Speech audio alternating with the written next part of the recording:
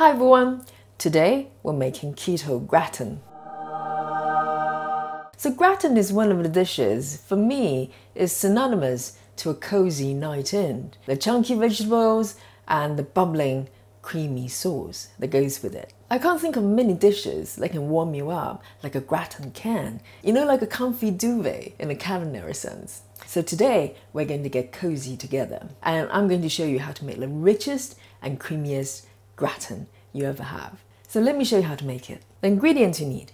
So this gratin is going to be packed with vegetables. So I've got a medium-sized cauliflower and 2 tomatoes and 3 of these lovely courgettes. And on top of that, I'm going to have some mushrooms in there and I'm going to have some onion in there as well. So I have 1 onion here and a few cloves of garlic. So this is my favorite combination at the moment, but you can practically use any kind of vegetables, including leafy vegetables. And in terms of quantity of the vegetables, it's really depending on the size of gratin you're making. So I've got my pie dish here. I think this one is about 32 by 19 centimeters. So if you're making smaller pie, you can halve the quantity. So as I said, you can pretty much use any vegetables you like. Most of them are going to go into the pie dish as they are, but with cauliflower, for instance, we're going to pre-cook it. We're going to break it into individual florets. I've got some here already cooked earlier on. So they're not cooked through properly. They're still very al dente. You can see that. Because cauliflower takes a bit longer to cook comparing to the rest of the ingredients here. So you want to pre-cook these vegetables that take longer to cook. So we'll bring the cooking time of all the vegetables in sync, if that makes sense. And what makes the gratin so great to eat is the cream sauce. For the sauce, we need some coconut cream or coconut milk. You can use either. So the coconut milk is slightly lighter and coconut cream is a bit creamier. I happen to have 1 each, so I'm using these 2. Just a note on coconut milk. So this is for cooking. It normally comes in a tin, the coconut milk, not the drinking coconut milk, just to highlight that. And then we need some coconut flour. This will make the sauce nice and creamy. And if you worry about the sauce is going to taste very coconutty, to be honest, I cannot tell it's got coconut in it, even though we have coconut cream and coconut flour. For me, it's just a nice and creamy sauce. And then we need some milk. So I'm using almond milk. You can use any kind of nut milk or soy milk if you want to. And alternatively, you can use veggie stock if you so wish. But I think the milk works better because it just makes the whole thing creamier. And then on top of that, we need some Xanthan Gum. This will bind the sauce together. And this is optional. I'm going to add in some Nutritional yeast. This is optional, but I think it really helps with the flavor. And this is it. This is all you need. Okay, let's make the gratin sauce. It's so easy. So I've got a mixing bowl here. And the first thing we're going to add in is our coconut cream or coconut milk. So this is about 400 ml here. We need 2 tins of them. And let me just add it in. So it's got quite a thick, creamy top that's almost solidified, and underneath is all liquid, so be careful when you scoop it out. So there will be some coconut water sort of separated from the cream itself, but we're going to mix it up, so that's okay. So there you go. Okay, I think I'm actually going to transfer the content to my pot here.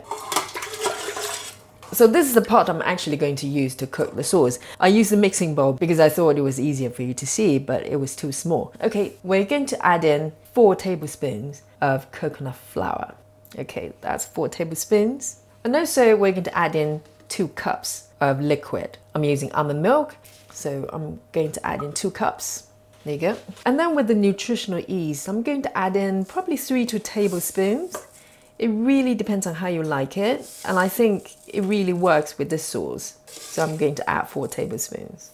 And then the Xanthan Gum. So I'm going to add in probably about 2 teaspoons. So if you don't want to use Xanthan Gum, you can use psyllium husk. You might need a little bit more, depends on the type of psyllium husk powder you use. And this is all ingredients we need for the sauce. And now I'm going to transfer it over to my hob, and we're going to create the sauce. So making the sauce really couldn't be easier. We're literally just going to heat it up and mix it and blend it until it turns into a creamy sauce. So heat on. So we want medium heat, and then I'm going to use a whisk to mix everything together. Here we go. And gradually everything's going to dissolve and blend into a creamy sauce. And just keep mixing and whisking. Okay, you can see the sauce is kind of thickens a little bit, and now we're going to season it. For seasoning, I'm going to add just salt and pepper. Really simple. So you need to kind of taste it along the way to decide how much salt you need. And then some black pepper. This is really the key.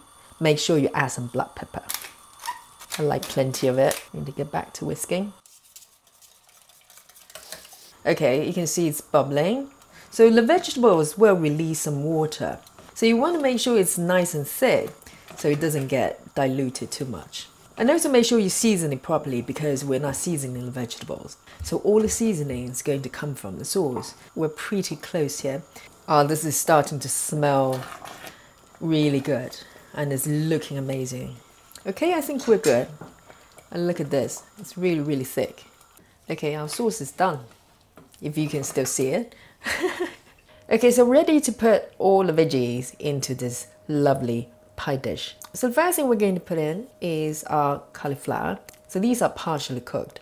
And I'm going to just put the florets in there, one by one.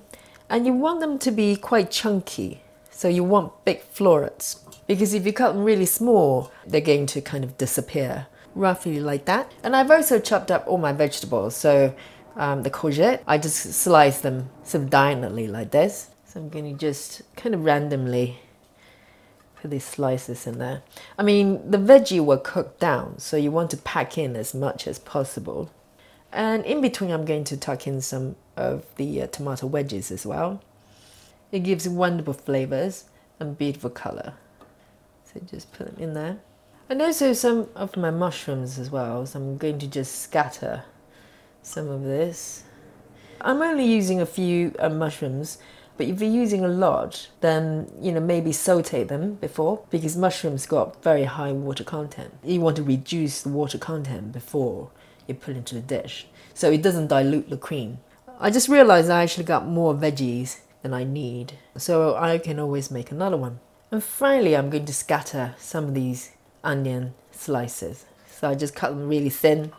It just provides really wonderful flavors. It looks like a lot of veggies here, but they're going to get cooked down.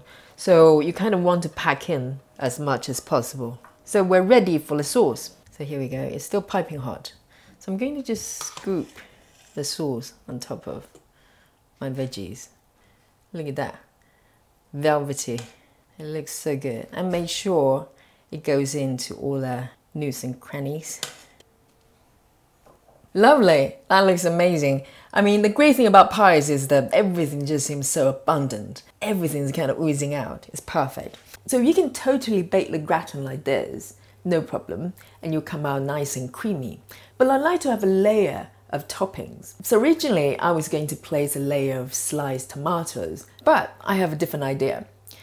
I'm going to use my keto chips slices and place them on top. And hopefully they're going to come out a little bit like baked potato slices. So this is actually the first time I'm doing it, so you're going to find out with me whether it works or not. So fingers crossed. Okay, so this is what I'm talking about. So these are the frozen keto chips that I have in my fridge, and I'm going to place a layer on top of my gratin. This is a new experiment. So here are my chips. So I'm going to just place them on top. I'm not going to pack them too tight, just in case I haven't got enough of them. I'm going to just kind of quite liberally just place them on top. So hopefully they'll create some sort of crusty top of some sort. So something like that. So it's all about experiment, isn't it? Only this time you're witnessing the process. Okay, I think that's plenty. And then I'm going to brush it with a layer of olive oil. They do look like potato slices, don't they?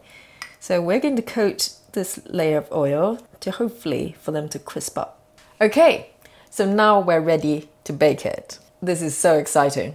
Okay, so the gratin is ready to go into an 180-degree preheated oven for about 35 to 40 minutes. So it really depends on the size of your pie. You want to bake them till the surfaces is bubbling, and hopefully my keto potato slices will come out crispy and golden brown. Oh, look at this. I think this is a success.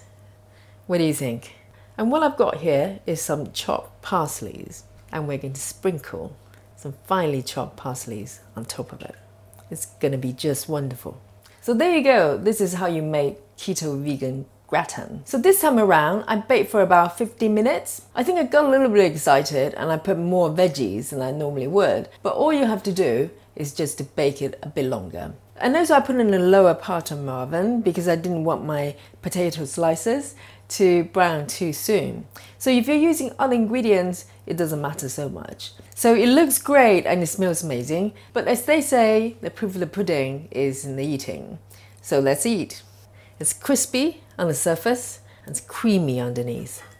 Now let's take a scoop. This is so exciting. Here we go.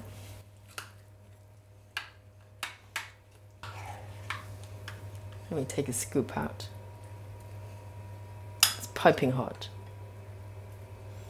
Look at that. And I want a few of these chips. And then some more parsley on top.